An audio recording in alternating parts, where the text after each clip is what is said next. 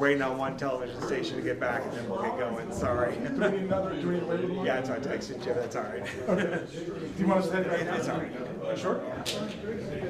Hey, he had to go get the bathroom. Of course. Yeah, we can take that first. 1, 2, A, B, C, D, E. Check or anything?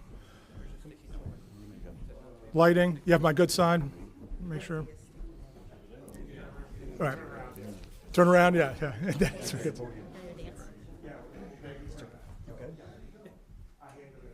We're just waiting for one more media person. We'll get started here in a minute.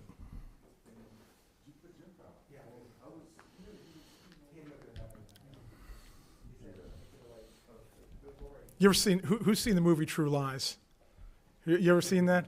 And the part where they're filming like the terrorist speech, and his camera runs out of battery.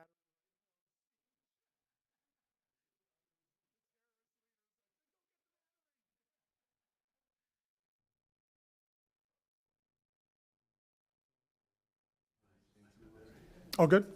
Yeah, all good. Okay. All right, well, good morning. Thanks very much for coming out today. Appreciate everybody being here. Today, we're rolling out the Metro Council Minority Caucus's plan for a safer Louisville. There are now 12 members of the Minority Caucus on Metro Council, an unprecedented number that the voters of this community have entrusted to us to make policy on behalf of them. Every single one of the people up here and as part of this Minority Caucus had theirs as their number one campaign issue, public safety, making this community a safer city. And we're making good on those promises. We've been already underway in executing an annual legislative agenda. We've seen a lot of success there and demonstrated results, and this is just more of the same, demonstrating to the people that we're doing exactly what we said we'd do when we got into office. Each member of the Minority Caucus is playing a role in each one of these, in different policy positions that we're taking here. So this is not going to happen overnight. We're going to execute this over the span of approximately the next year, and every single member of the Minority Caucus is going to be part of that implementation. One of the messages we want to convey is that this is a comprehensive plan. This is both what we can do as a Metro Council, as a city, but also what other agencies that support this city and these constituents can do to help.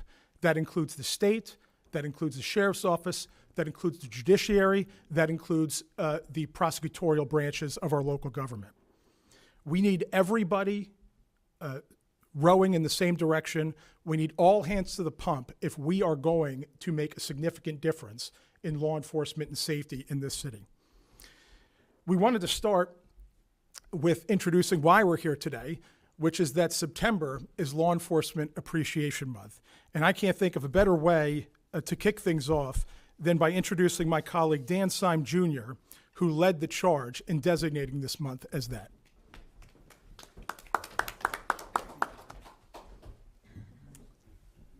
Thank you. Thank you, Caucus Chair. We're here to make Louisville safer. And my first act when I took office was to designate September for Law Enforcement Appreciation Month. I learned to appreciate our officers in my father's restaurant in the South End when the Charlie District used to come in, and we would march pizzas out to them when they wanted to eat. And I learned to serve our officers because they served us. I know we've been in a lot of turmoil with our first responders and law enforcement, and I wanted to show them how much we appreciate them. So my first act was to show them, and every year show them in the month, for an entire month, that we do appreciate them. And there's ways that you can show your appreciation for these officers. They love donuts. Take them some donuts to their district. Take them a gift certificate so they can go out and eat. We've provided some safety equipment for them. And then at the end of the month, we're going to have a special day in safety to honor some of the exemplary LMPD officers that we have. So any way you can to find a way to thank a police officer, we ask you to do that this month, and not just this month, throughout the year. But designated September as Law Enforcement Appreciation Month, and we thank you, LMPD. Thanks, Dan.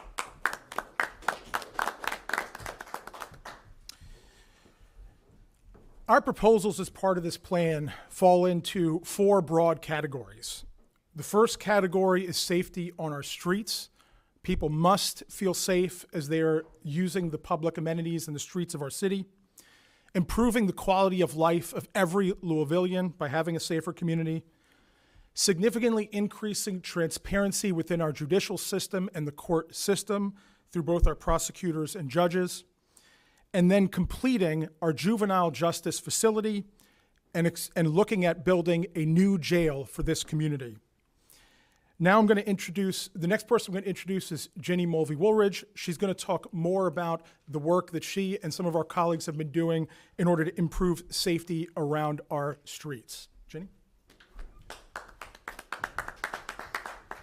Thank you, Caucus Chair. As we recognize Law Enforcement Appreciation Month, I want to also begin by thanking the men and women of not only LMPD, but also Jefferson County Sheriff's Department, Louisville Metro Corrections, and all of the cities around Louisville that help support us, such as Sively, St. Matthews, Anchorage, and so many others, along with the other partner agencies who work every single day to keep our community safe. Their dedications allows our neighbors, our schools, our businesses to thrive. Public safety is one of our highest priorities as a city, as myself, personal as a council member, but also as a wife of a law enforcement officers. Everyone deserves to feel safe in our city and on our streets, in our neighborhood, and where we work. Ordinances updates that we, as council members, are looking to do. We've been working to amend these ordinances to eliminate street solicitations. It is not safe for drivers, for pedestrians, or those soliciting. We are also looking to increase restrictions in sensitive areas such as shopping centers, banking institutions, and other key hubs. Public education and alternatives. While giving money to those soliciting is well intended, it can contribute to ongoing challenges. Instead, we will focus on programming like Another Way and other services-based alternatives that help provide help, healthcare, housing, and job support.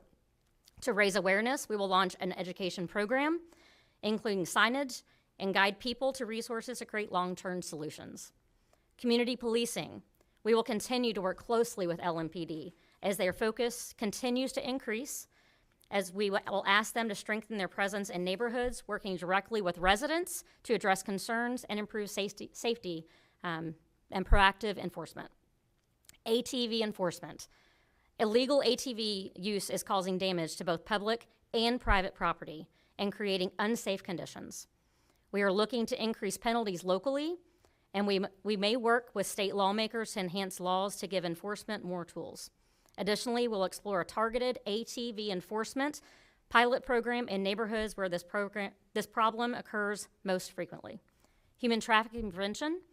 Finally, our administration has already taken steps to crack down on human trafficking by increasing monitoring of spas and so-called massage parlors. This work will continue in partnership with law enforcement and community agencies. These actions reflect our community to safer order and community well-being. But more importantly, they demonstrate our gratitude and support of our officers who protect us every day. This month and every month, let's stand behind our enforcement officers and work together to build safer, stronger, and a compassionate city.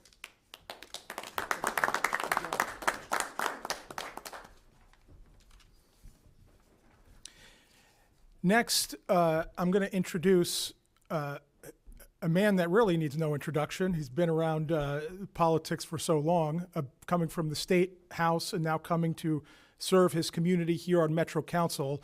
But I couldn't think of a better person to talk about the need for a juvenile justice facility, jail, and the work that we need to focus on than my friend and colleague, Kevin Bratcher. Thank you, Chair. Several years ago, when I was a state legislator, there was a spike, if you can remember, and it was COVID related, but there was a spike in juvenile crime. Some terrible things were happening out there for our kids under 18 years old. And I went to the police chief of this city at that time and said, what is causing this? And she said, the number one driver is the juvenile crime epidemic. She called it, it's her words. and we have no place to take them to try to reach them. If a child commits a horrible crime in this county right now, that child must be taken 2 hours away before they can have a counselor talk to them, before their clergy can talk to them. It's just ridiculous. It's an emergency situation that we don't have a juvenile detention center here in Louisville. We're like one of the largest cities in America that does not have one. And nobody seems to want to recognize that, especially the state, who is responsible for juvenile justice. There was a consent decree 25 years ago that said the state of Kentucky must take hold of the juvenile crime issue. And they are dropping the ball as far as Louisville is concerned. Department of Juvenile Justice needs to be up here, pretend like it's a dam getting ready to break and flood the whole city. That's the emergency status that the state and its leader, Andy Beshear, should be down here in Louisville saying, what's keeping this from being built? As a legislator, and many of my colleagues from Louisville, we funded this. It's been over $30 million at this point given to get this facility back up to snuff. And I appreciate Jared Bauman, who I'm working with, and he's going to start picking up the ball there here in Frankfort. Working with Jonathan Joseph, my councilman friend here. Whose nose did I hit? And he's been great. He's a teacher at Butler High School. And it really does take a village to reach these children, because the minute they turn 18 and they commit a crime, then, you know, they're going to the big house, the big house. We can reach them if we have a place. Say a child goes out here and steals a car. We want to bring that child, keep him here in Louisville. Right now, they either release them to the community or they send them to Adair County or Warren County. What we need to do is have a place to come here, sit down with counselors, and the city of Louisville has promised to provide services to these children. Sit down with their clergy, their family, and counselors, and try to turn their life around. It's one of the saddest things going on in Louisville, and nobody seems to be paying attention to it. These children need to be turned around before they do something at 18, and there's no turning around at that point. So I hope Andy Beshear will listen, the state will listen. The mayor has been great on this, and the Louisville Metro Council has been great. We need a juvenile detention center in Louisville. Thank you.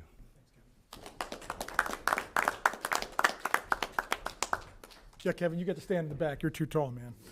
And then I'll just add that in addition, we need to finish. We've had multiple reports in this city that reflect that we need a new adult corrections facility as well. Every report and every examination of our current facility says it's inadequate in every possible way.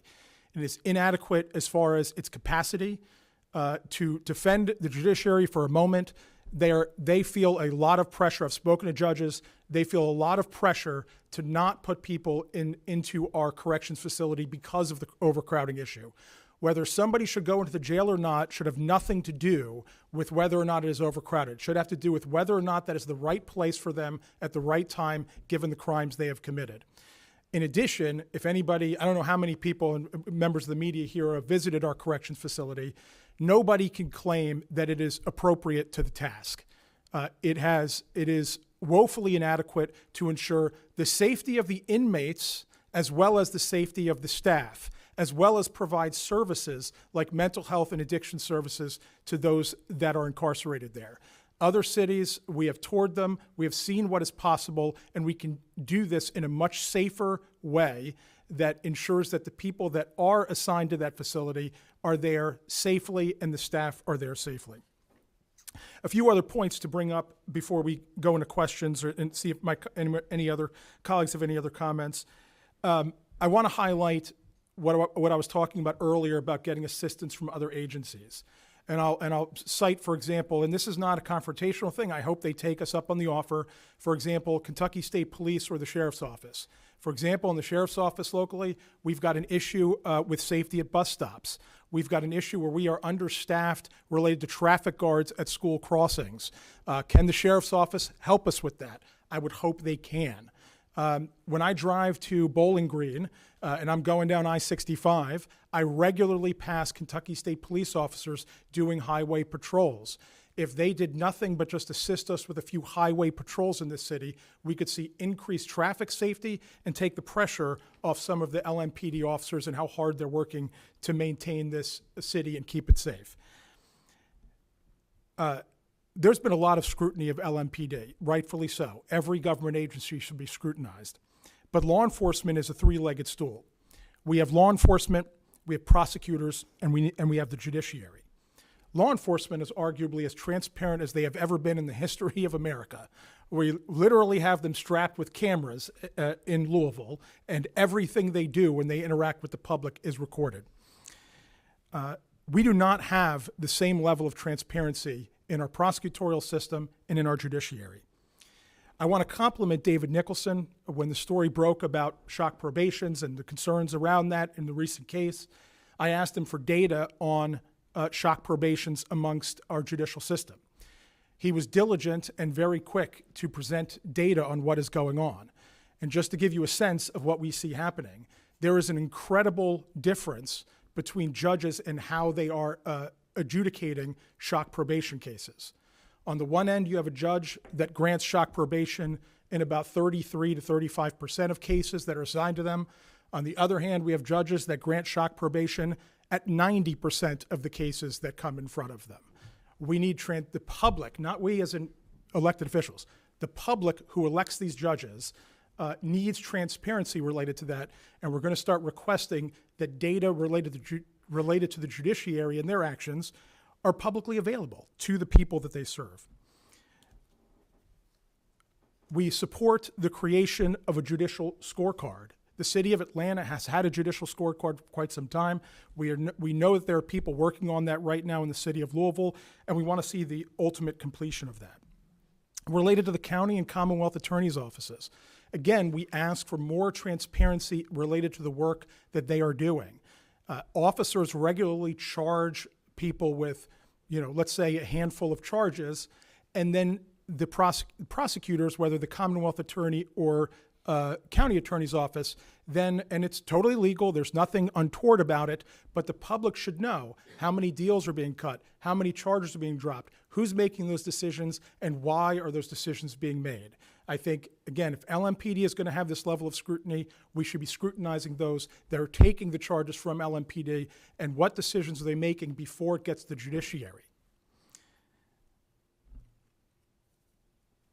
These are ideas that we're rolling out that build on things that we have already accomplished as a caucus. For example, we have funded land for a new law enforcement and first responder training facility. We have passed a secondhand metals ordinance. Kevin Kramer couldn't join us today, but he led the effort on that to stop copper and other theft in our city. We funded a new LMPD headquarters and first responder wellness center. We've added flock cameras, real-time crime cameras, and traffic feedback signage. And we've been working on ordinances already in the books, such as the teen curfew. These can be useful tools in clearing areas and helping to bring de-escalation. There's already, I don't know if you all know this, we already have a juvenile curfew law in the books. Does anybody know when the last time that was enforced? I'm unaware of it, but it is on the books. And why aren't we enforcing these basic things that set basic expectations that children should not be out at certain times of the night? Finally, this is the beginning of a process. We've already, for example, Councilman Bratcher has filed, it was filed yesterday, it will be read into the record this Thursday with its first reading, a resolution about speeding up the construction of the juvenile justice facility. We have many other letters that we're going to be sending to the appropriate parties related to the requests we're making on transparency, and we have more ordinances to come. This is going to take some time to execute, but we commit to the public that we will keep you posted on our progress. Each step of the way, you will have a report card on how we're progressing and achieving all of these goals that we've laid out today. It's time for everybody to be all in on reducing crime and making Louisville a safe city. Louisville should be one of the safest large cities in the country, and we can get there. But it's going to take everybody working together at every level of government in order to accomplish that. And that's what we're asking for today. With that said, let me first open up. Do any of my colleagues have any other comments or want to say anything before we move to questions? I do. Okay, Scott. Yeah. Hi, I'm Scott Reed. I'm 16th District Metro Councilman. One of the things that I'm passionate about is camera surveillance for traffic. Other cities, other states do it. This would require a change in the state law, and we're going to advocate for that. I don't know if you've noticed or not, but people speed relentlessly in this city now, and the biggest reason for that is that we simply don't have enough cops, police officers, to write tickets. So I'm working with the state legislature. I know that Councilman Simons as well. And this is something that I'm passionate about. It needs to have a reading in the next session, and we need to explore this. Thank you very much. Thanks, Scott. Great point. Anybody else before I take questions?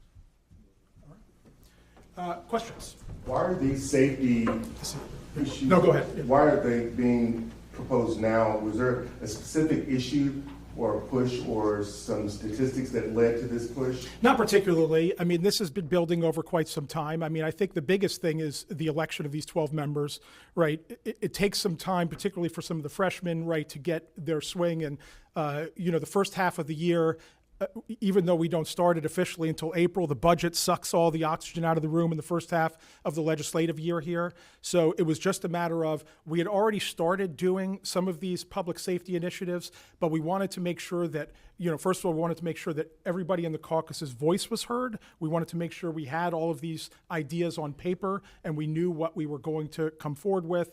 And then now that the budget's over and we can move forward, we can focus on this, we wanted to lay it out as quickly as possible. So there was no particularly triggering event other than we made these promises as a caucus. The public has, by electing 12 of us, put an unprecedented level of support and expectation behind us, and we wanted to coordinate that and make sure that we laid out the plan to the public in an organized fashion. A lot of these initiatives require support from local police, state police, the judicial system, and the mayor. Correct. Have you gotten any verbal support from any of those entities that, yeah, we would get behind this? Yeah, we're rolling this out right now, so we're talking to all of those organizations. Look, the mayor, to compliment him for a moment, he has said that public safety has been his number one issue, as it should be. We have seen some great support of LMPD out of his office. But to your point, we need to see, and I think Councilman Bratcher reflected this perfectly, we need to see more out of the governor's office. I think Governor Beshear, the juvenile justice system, a problem, for example, is a life or death problem, right? If we have this juvenile justice facility open, we can significantly change the course of how children are being impacted by crime across the city. And that's the kind of sense of urgency they should be approaching it with. So there's more conversation that need to be had with him, with the sheriff's office, with the county attorney's office, the Commonwealth attorney's office. We have received no pushback to date, but also we have more expectations of them that we're asking for now, and we'd like to see what their response is and hope that they'll work with us, along with our majority caucus colleagues and along with anybody else. This is, again, an all-in approach. We want everybody rowing in the same direction here. I suspect many will want to, but we wanted to make sure we were outlining that, to your point, this is not just an LMPD issue or not just a city issue. We need all of those organizations working together and working hard. Roberto, you've been waiting. Can you just explain the increased monitoring of spas and potential human trafficking? I think Councilwoman Woolridge said that this is something that's already in the works. Yeah, we've been working on this since October with the help of the deputy mayors. A task force has been put together. We have identified 347 illegal massage parlors, whatever you want to call them, just in Jefferson County. And the amount of human trafficking that is taking place in these institutions is incredible. We've got cooperation from the FBI, Homeland Security, ABC, all of the alphabet agencies that you can think of, all pointed in the same direction to take care of this and shut them down and rescue these women out of the human trafficking situation that they're in. Thank you. Thanks, Jeff. Yeah, and again, just to point out, I mentioned earlier the existing ordinance related to curfews for juveniles. We have existing laws on the books around the licensure of massage therapists as well as massage parlors. Because of Jeff and other people's work in focusing on this, found out that the city wasn't enforcing these at all. So we know that human trafficking is largely happening in these institutions. And, I'm not saying they were letting it happen, but by not enforcing the laws on the books, this proliferated. And I'm so happy that Jeff and others have worked hard to try to reverse course, because what's happening to these, particularly women in these circumstances, is disgusting, frankly. When are we going to get the new jail report, the facilities report? Was it Metro Council or was it the Criminal Justice Commission that? I'll have to double check on that. I don't know, but I'll point you to the last report that we did of corrections was, that I can remember at least, is David Byers' report when he was reviewing the deaths at the jail and all of this. And it was he interviewed everybody and their brother for that report. The focus was, of course, on how do we prevent adverse events for the incarcerated folks. Then Director Collins came on board. I think he's done a great job in turning that around. He has accepted most of the recommendations and executed most of the recommendations in that report. But that report very clearly indicates, and David Byer has taught courses on and is an expert on corrections and facilities. And his report very clearly also states that we have a structural problem in that current facility. It is not, just the fact it's not an open model, for example, there's all these tight corners and hallways, makes it impossible to have easy line of sight from the corrections officers to the inmates. And what does that create? It creates more illegal activity, gives them people the opportunity to do harm to themselves versus being identified and the officers being able to react to that much more quickly. So it's truly a structural issue. We probably have time for one or two more questions. Would you say that reopening the Juvenile Justice Center is the #1 priority out of everything on this list? It sounds like it is, just based on how often you guys are talking about it. It's hard to say. This is all important, right? I don't want to sit here and play a game of 1, 2, 3, 4, right? And then give the impression that any one of these things is not important. But I will say, the reason we talk about it so much and there's so much passion is because it's largely affecting children. And by that, I mean truly anybody under the age of 18. You're 18, you're an adult. You're 17 and below. I've got teenage children. A lot of my friends here have or have had teenage children. My colleagues across Metro Council. It strikes a whole different chord in your nervous system when it relates to children. So that's probably the reason we talk about it so much, but I don't want to play a game of ranking priorities, and at the same time, we do talk about it a lot, and I would say it's, if we were forced to rank, no doubt it would be right at the top. What role did you see the public playing? On that, as far as when you expect it to open, I don't think we've heard an updated. I'll answer that, I'll answer this question, then we're gonna hold from there. Yeah, go ahead, Kevin. Well, this started 3 years ago in the legislature. I passed House Bill 3. It funded it. It got the ball rolling. Louisville was on board 100%. The mayor at that time was on board 100%. It's 3 years, and they're just now really getting into the construction part of it. They do say late 27 is when it's going to be done. To me, that's just, like I said, if this was a dam getting ready to bust, that's hyperbole, I guess. It's just the emergency status that this should have is just, we're just not feeling it from Frankfurt. And we need them, DJJ and the governor's office, to come down and say, let's double our efforts and get this thing open. Would you hear that from late